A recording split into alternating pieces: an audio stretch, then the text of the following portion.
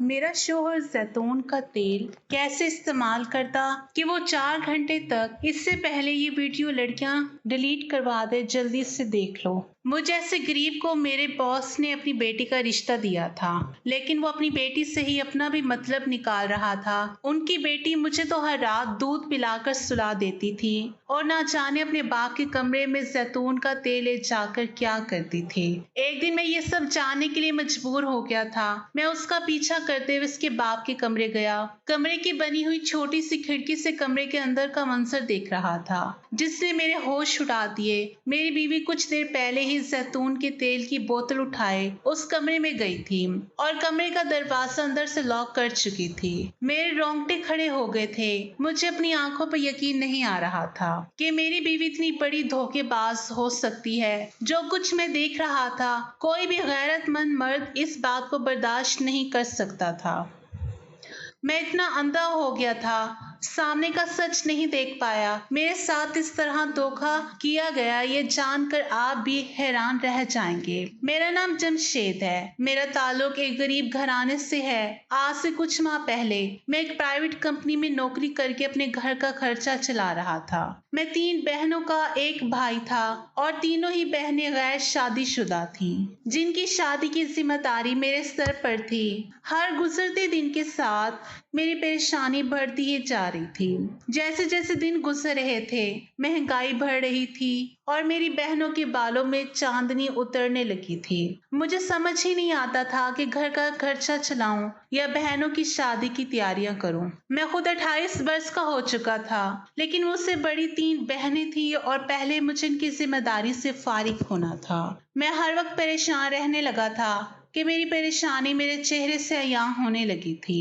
एक दिन मैं कुछ जरूरी फाइलें लेकर अपने बॉस के कमरे में गया, तो वो भी मेरा चेहरा पढ़कर हैरान रह गई कि मैं आज कुछ ज्यादा ही परेशान हूँ। मेरी शक्ल देखकर कहने लगे, जमशेद सब ठीक तो है? आजकल तुम बहुत ज्यादा परेशान नजर आते हो। मैं देख रहा हूँ कि कल भी काम पर भी तुम्हारी तवज्जो पहले जैसी नहीं रही है। मैंने मुस्कुराकर बात टालने की कोशिश की। अब अपने बॉस को क्या बताता कि हम गरीब लोग किस तरह गुर्बत की चक्की में पीस रहे हैं। ना ही बहनों के लिए कोई मुनासिब रिश्ता मिल रहा है और ना ही मुझ में जहेज देने की हिम्मत है। अशफाक साहब बार बार इसरार करने लगे कि बताओ तो सही, आखिर बात क्या है? तुम हमारे बहुत अच्छे मुलाजिम हो और तुम्हारी परेशानी से तुम्हारे काम पर बहुत फर्क पड़ रहा है। इशफाक साहब के इसरार पर ना चाहते हुए भी मैंने उन्हें अपने घरेलू हालात से आगाह कर दिया। अशफाक साहब कहने लगे, रात तुम मेरे घर खाने पर आओ, मैं तुम्हारे मसले का कोई ना कोई हल जरूर निकाल दूंगा। इशफाक साहब की इस मेहरबानी पर मैं उनका शुक्रगुजार हुआ, लेकिन मुझे ये समझ नहीं आ रहा था कि मेरी परेशानी का वो क्या हल निकालेंगे। 3 बहनों की शादी करवानी थी, जबकि अब उनके रिश्ते भी आना खत्म हो गए थे। मेरे बॉस थे वो, इसलिए मैं इनकार नहीं कर सका। रात को मैं खुद तैयार होकर उनके बंगले पर पहुंच गया। दिल में एक उम्मीद की किरण जाग गई थी कि हो सकता है आज मेरे मसले का कोई ना कोई हल निकल आए। मैं इशफाक साहब के घर पहुंचा तो उन्होंने बहुत खुश दिली से मेरा इस्तकबाल किया। कुछ देर की गुफ्तगू के बाद फिर कहने लगे कि मेरे पास एक आसान सा हल है, अगर तुम चाहो तो तुम्हारे सारे मसले हल हो जाएंगे। मैंने हैरत से उनकी तरफ देखा। मुझे पिछले 5 साल से दिन रात की फिक्र खाए जा रही थी। काफी देर की गुफ्तगू के बाद वो अच्छी तरह मेरे हालात भी जान गए थे। वो चुटकी बजाते ही हल करने की बात कर रहे थे। अशफाक साहब मेरे मुंह की तरफ देखकर कहने लगे, पहले खाना खाओ, फिर तुम्हारे मसले का हल बताता हूँ। मेरे अंदर एक अजीब सी हलचल पैदा हो गई थी। इधर पहुंचकर भी मेरा खाना खाने को जी नहीं चाह रहा था, बस उनकी बात जानना चाहता था। उसी वक्त एक खूबसूरत और हसीन लड़की खाने की मेज पर आ गई और अशफाक साहब से कहने लगी, मुझे भूख नहीं है, आपने क्यों जबरदस्ती खाने के लिए बुला लिया? अशफाक साहब ने उसे बैठने का इशारा किया तो वो मुंह बनाती हुई मेरे सामने ही वाली कुर्सी पर बैठ गई। मेरी नजर उस पर ठहर सी गई थी। खूबसूरती और दौलत ने मिलकर उसे एक अलग हुस्न बख्श दिया था। अशफाक साहब ने मेरे बारे में बताया, फिर बोले कि ये उनकी इकलौती बेटी जवेरिया है। मैं जवेरिया को देखने लगा, जो मुंह में सोने का चम्मच लेकर पैदा हुई थी, और एक मेरी बहनें थे जो बुनियादी जरूरियात के लिए भी तरस गई थी। जवेरिया ने एक नजर मुझ पर डाली और इशफाक साहब से बोली कि यही जमशेद है जिसका जिक्र आप कर रहे थे। उसके मुंह से अपना नाम सुनकर मैं हैरान हुआ था और उसके और इशफाक साहब के दरमियान पहले से ही मेरे बारे में कोई बात हो चुकी थी। मुझे लग रहा था कि इशफाक साहब मेरी प्रमोशन कराने वाले हैं, शायद इसलिए उन्होंने अपनी बेटी से मेरे बारे में बात की है। इशफाक साहब का जवाब हाँ में सुनकर उस लड़की ने दोबारा एक गहरी नजर मुझ पर डाली और कहने लगी, ठीक है, मुझे कोई एतराज नहीं है, और ये कहकर वो वहां रुकी नहीं थी।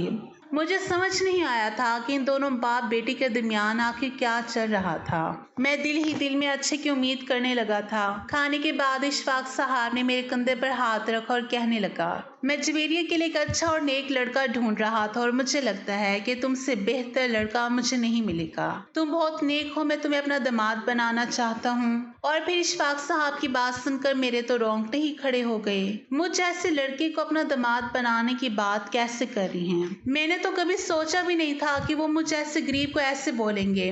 मुझे कहने लगे, तुम्हारी बहनों की शादियों का खर्चा मैं उठाऊंगा और उनके रिश्ते भी मैं खुद ही अच्छी जगह पर करवाऊंगा। तुम्हें कोई परेशानी नहीं होगी। जवेरिया मेरी एक ही बेटी है और मैं चाहता हूँ कि तुम इससे शादी करके इसका ख्याल रखो, इसे इसका हक दो जैसे एक बीवी का हक होता है। खैर, मैंने सोचने के लिए कुछ वक्त मांगा और फिर जब मैं रात गए घर लौटा तो मेरी सारी बहनें और अम्मा परेशानी में जाग रही थी।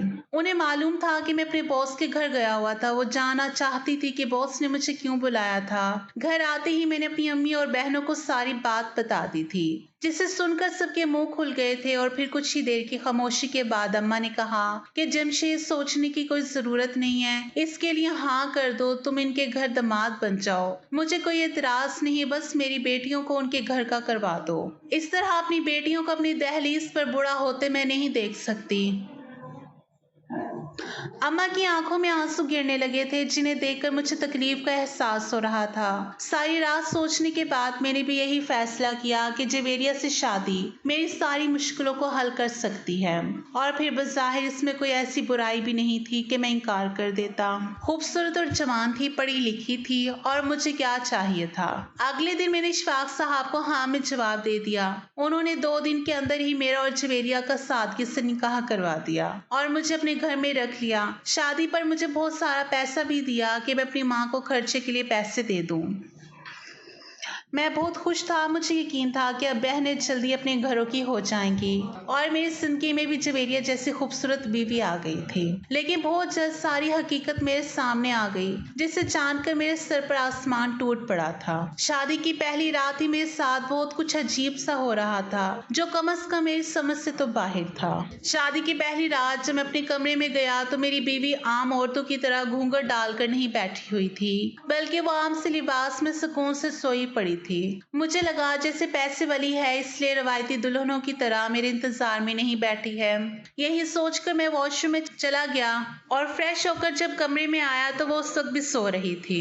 शादी की पहली रात हर मर्द की तरह मैं भी बहुत सरमान दिल में लेकर बैठा था, इसलिए मैं सोती हुई जवेरिया के पास चला गया और उसे बाहों में भरकर जगाने की कोशिश की, मगर उसकी आंख खुल गई और उसने इतनी जोर से मुझे धक्का दे दिया कि मैं लुढ़खड़ा सा गया। जवेरिया के अंदाज पर मेरे सारे जज्बात ठंडे पड़ गए थे और मुझे एहसास हुआ था कि उसके आगे मेरी हैसियत कुछ भी नहीं। लेकिन फिर मैं ये सोचकर खामोश हो गया कि शायद वो नींद में है और इसलिए ऐसी हरकत कर रही है। जवेरिया मेरी तरफ देखते हुए कहने लगी, जमशेद, मैं और आप उस वक्त तक एक नहीं हो सकते जब तक आप मेरी एक शर्त पूरी ना करें। मैंने कसम खाई है कि अगर आपने मेरी शर्त पूरी ना की तो मैं आपके साथ कोई ताल्लुक कायम नहीं करूंगी और ना ही आप मुझे हाथ लगाएंगे। जवेरिया की बात सुनकर मैं हैरान रह गया कि शादी की रात कौन सी दुल्हन इस तरह की बात करती है। अब जबकि वो कसम खा चुकी थी और मुझे भी अपनी मर्दानगी का ज़ूम था, इसलिए मैंने उससे कहा कि ठीक है, मैं उसकी हर शर्त पूरी करने को तैयार हूँ। लेकिन मुझे क्या पता था कि वो मेरे आगे ऐसी शर्त रख देगी जिसे सुनकर मेरे होश उड़ जाएंगे। जवेरिया की शर्त सुनकर तो मेरे कदमों तले से जमीन खिसक गई थी। मैंने जवेरिया से कहा कि ये मुमकिन नहीं है, मैं तुम्हारी शर्त पूरी नहीं कर सकता। मेरी बात सुनकर जवेरिया कहने लगी, मैं अपनी कसम तो नहीं तोड़ सकती। अगर मैंने इसकी शर्त नहीं मानी तो वो मुझसे कोई ताल्लुक नहीं बनाएगी। मेरी सारी रात सोच में ही गुजर गई थी। मैं एक परेशानी से निकलकर दूसरी परेशानी में अटक गया था। सुबह सवेरे नाश्ते के लिए डाइनिंग टेबल पर पहुंचा तो इशफाक साहब मेरे मुंतजिर थे। अब मैं उन्हें कमरे के अंदर की बात कहना चाहता था कि उनकी बेटी ने तो मेरे अरमानों पर पानी डाल दिया था। इशफाक साहब कहने लगे, कुछ दिन मुझे ऑफिस आने की जरूरत नहीं है। मैं उनकी बेटी के साथ शुरू के दिन अच्छी तरह गुजार लूं, फिर मुझे सारी जिंदगी काम ही करना है। साथ साथ उन्होंने मुझे बताया कि मेरी बहनों के लिए उन्होंने रिश्ते वाली से बात की है और वो बहुत अच्छे और अमीर घरानों के रिश्ते दिखा देंगी। इशफाक साहब की बात सुनकर मुझे एक तसल्ली तो हो गई थी। अब मसला जवेरिया और उसकी अजीब किस्म की शर्त का था। मैं अपना घर तो बर्बाद नहीं कर सकता था, लेकिन उसकी शर्त मेरा घर आबाद भी नहीं रहने दे रही थी। अशफाक साहब कहने लगे, जवेरिया बहुत ही भोली भाली है, इसके अंदर दूसरी लड़कियों की तरह चालाकी नहीं है और सब इसी बात का फायदा उठाते हैं। इसलिए तुम्हारी अच्छाई और शराफत देखकर मैंने तुम्हारे साथ इसकी शादी करवाई है। तुम्हारी जात से इसे कोई तकलीफ नहीं पहुंचनी चाहिए। वो अपनी बात मुकम्मल करके जा चुके थे और मैं सोच में पड़ गया था कि इनकी भोली भाली बेटी ने पहली ही रात मेरे साथ इतना बड़ा जुल्म कर दिया था। रात को मैं रूम में दाखिल हुआ। जवेरिया कहीं जाने के लिए तैयार हो रही थी। मैंने हैरत से पूछा कि तुमने मुझे बताया ही नहीं कि तुम्हें कहीं जाना है। जवेरिया कहने लगी कि वो मेरे साथ नहीं बल्कि अकेली जा रही है। उसकी बात सुनकर एहसास हो गया कि जब तक मैं इसकी शर्त नहीं मानूंगा वो मुझे अपने शोहर का दर्जा नहीं देगी। मेरे लिए जवेरिया की शर्त मानना बिल्कुल भी आसान नहीं था। हम दोनों एक कमरे में बिल्कुल अजनबियों की तरह रहते थे। अशफाक साहब ने मेरी बहनों का रिश्ता एक साथ बहुत ही ऊंचे घरानों में करवा दिया था। महीने भर उनकी शादी थी और सारा खर्चा भी इशफाक साहब उठा रहे थे। कम से कम मुझे अपनी बहनों की खुशियां देखना तो नसीब हो गई थी, लेकिन मैं अपनी जिंदगी को देखता मुझे बहुत तकलीफ होती और फिर तंग आकर मैंने काफी दिन बाद ये सोचकर जवेरिया की शर्त कबूल कर ली कि एक दफा वो मेरी हो जाएगी तो मैं अपनी सारी कस्में भूल जाऊंगा। मैंने सोच लिया था कि मैं अपनी मोहब्बत से उसका दिल इस कदर अपनी तरफ मोड़ लूंगा कि फिर उसे कोई शर्त भी याद नहीं रहेगी। और जब मैंने जवेरिया को बताया कि मुझे उसकी शर्त कबूल है तो वो बहुत ज्यादा खुश हुई और वो रात मेरी जिंदगी की हसीन तरीन रात बन गई। जवेरिया जैसी खूबसूरत बीवी को अपनी बाहों में भरकर मुझे लगा था कि मेरी जिंदगी में बहार आ गई है। मेरी बहनों की धूमधाम से शादी हो गई थी और मैं और जवेरिया भी मियाँ बीवी के ताल्लुक में पूरी तरह बंध चुके थे। सब कुछ बिल्कुल ठीक हो गया था, लेकिन यह सुकून भी एक बड़े तूफान का पेशे खेमा था और शादी के 3 माह बाद ही मुझे जवेरिया की हरकतें कुछ मशकूक लगने लगी। मैं रात को सोने के लिए लेटा तो जवेरिया बहुत ही मोहब्बत से मुझे दूध का गिलास पिलाती और उसके बाद मुझे बहुत नींद आ जाती और सुबह जब मैं उठता तो जवेरिया बिस्तर पे ऐसी होती जैसे रात भर कमरे में ही ना हो और उसकी आंखों में भी जागने की वजह से वाज़ सुर्खी नजर आती, लेकिन मेरे पूछने पर मुकर जाती और कहती कि वो तो रात को बिस्तर पर लेटते ही सो जाती है। वो अक्सर रात को सोने से पहले इस कदर तैयार होती कि मैं परेशान हो जाता। इतना तैयार तो वो शाम के वक्त भी नहीं होती थी जब मेरे आने का वक्त होता है, जितना सोने से पहले होती थी। खूब तैयार होने के बाद वो मुझे दूध का गिलास पिलाती और मैं सो जाता। मुझे अब तक समझ नहीं आ रहा था कि मुझे इतनी नींद क्यों आने लगी थी और मेरे सोने के बाद जवेरिया अपनी तैयारी का क्या करती है। मुझे ऐसा लग रहा था जैसे मेरी बीवी की जिंदगी में कोई ऐसा राज छुपा हुआ है जिससे मैं पूरी तरह ला इल्म हूँ। बहुत दफा मेरी बीवी को घर के एक कमरे में जाते हुए देखा था, लेकिन मैं आज तक उस कमरे में नहीं गया था। जवेरिया ने मुझे बताया था कि वो इशफाक साहब का पुराना कमरा है जहाँ वो अपनी बीवी के साथ रहते थे।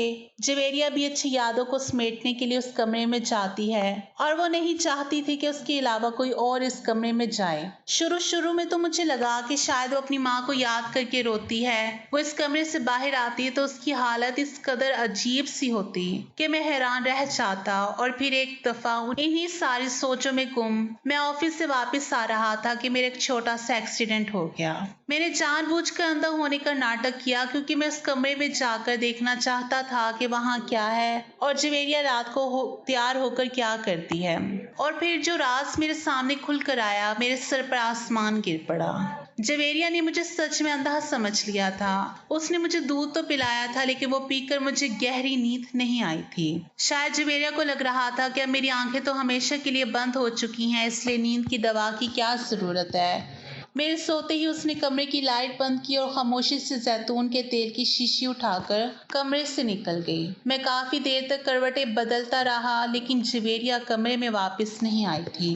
پتہ نہیں زیتون کی بوتل لے کر کیا کرنے گئی تھی۔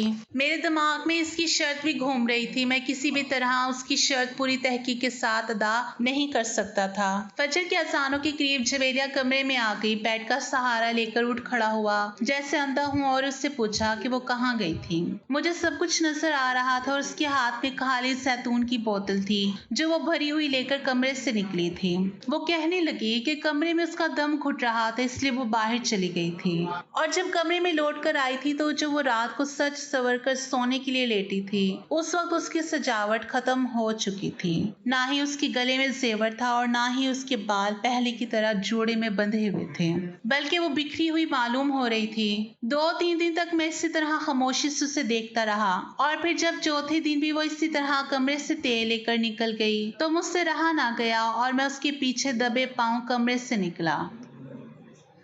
وہ اشفاق صاحب کے پرانے کمرے میں جا رہی تھی۔ رات کے اس پہر اسے اپنے باپ کے پرانے کمرے میں کیا کام تھا، یہی سوچ کر میں اس کے پیچھے وہاں تک گیا تھا۔ کمرے میں بند ہو کر اس نے دروازہ لاک کر دیا تھا، اس لیے مجبوراً مجھے چھوٹی سی کھڑکی سے جھانکنا پڑا۔ اندر کا منظر بہت ہی عجیب تھا کیونکہ میری بیوی کے ہاتھ میں تیل کی بوتل تھی اور وہ اشفاق صاحب کے کندھوں پر تیل کی مالش کر رہی تھی۔